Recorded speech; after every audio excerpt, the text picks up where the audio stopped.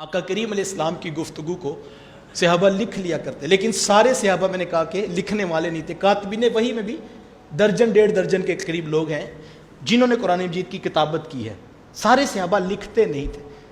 لیکن آپ دیکھیں صحابہ نے جب احادیث رسول کو بیان کیا ہے تو صحابہ نے لفظ بھی وہی بیان کیے ہیں جو حضور نے بیان کیے، صحابہ نے کیفیت بھی وہ بیان کی جو آنکھوں سے دیکھی، اور پھر یہ بھی بتایا جب حضور اس طرح آئے تھے تو اس رنگ کا مبارک جبہ پہنا ہوا تھا۔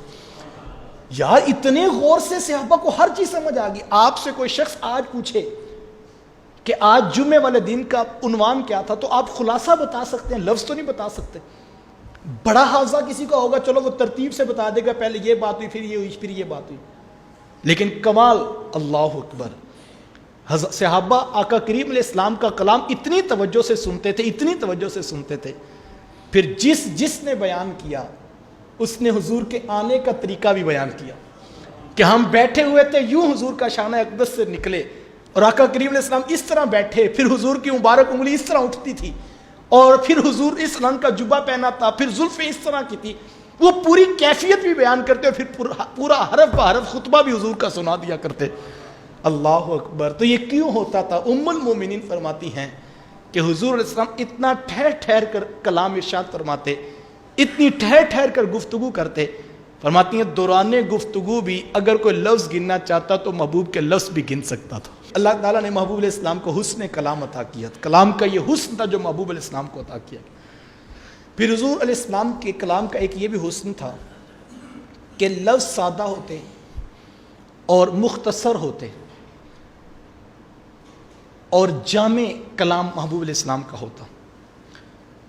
یہ نہیں ہماری طرح 3 گھنٹے تقریر کی تو جب پلہ جھاڑا تو حاصل کچھ بھی نہ ہوا۔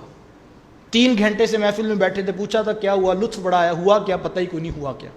ایسا نہیں تھا، مختصر کلام، اور حضور علیہ السلام کے اس مختصر کلام میں جامعیت ایسی تھی کہ لوگوں کو اسی وقت ازبر زبانی یاد ہو جاتا۔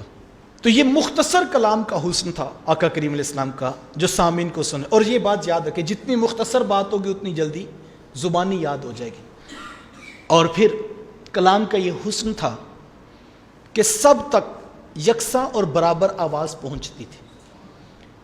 ہم نے تو یہ سسٹم لگایا ہے اور اتنے لوگوں تک یہ آواز پہنچ رہی ہے، لیکن کتنے لوگ ہیں جو بات میں یہ کہتے ہیں کہ آج شاید پنکھوں کا شور تھا کہ آج پوری طرح آواز صحیح طرح نہیں آ رہی تھی۔ لیکن آپ دیکھیے خطبہ حجۃ الوداع اٹھائیں، میرے حضور علیہ السلام کے سامنے کتنا مجمع تھا۔ آپ یہ میرے سامنے 150-200 لوگ بیٹھے ہوں گے، لیکن محبوب علیہ السلام کے سامنے خطبہ جب شروع ہوتا ہے کتنے لوگ تھے؟ 1,44,000، 1.5 لاکھ کا مجمع محبوب علیہ السلام کے سامنے بیٹھا۔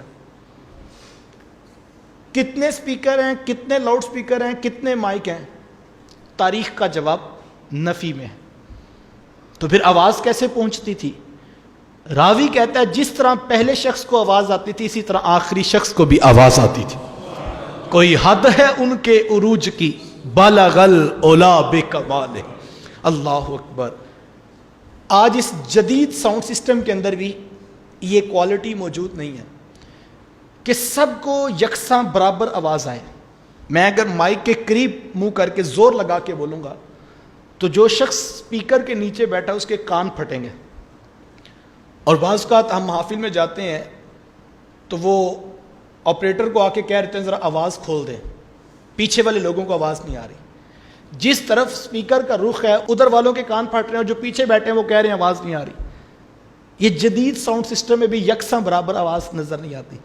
لیکن خطبہ حجۃ الوداع ہے، محبوب علیہ السلام اونٹنی پہ جلوہ فراز ہے، 1.5 لاکھ کا مجمع ہے۔ آج 1400 سال بعد بھی اس خطبے کا ایک ایک لفظ محفوظ ہے، ایک ایک لفظ جو ہے وہ کتابوں میں موجود ہے، جو محبوب کی زبان سے نکلا ہے وہی ہے۔ اللہ اکبر۔ یہ شان اللہ نے محبوب علیہ السلام کو عطا کی۔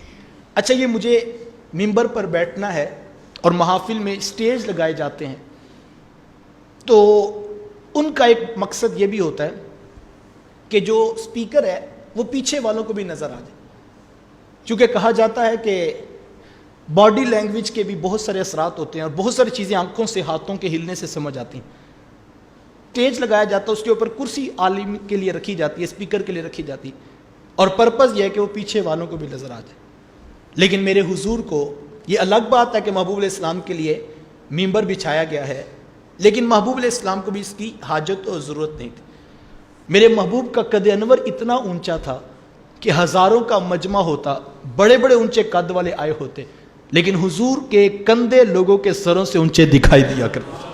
کوئی حد ہے ان کے عروج کی، بالغ العلا بے کمال.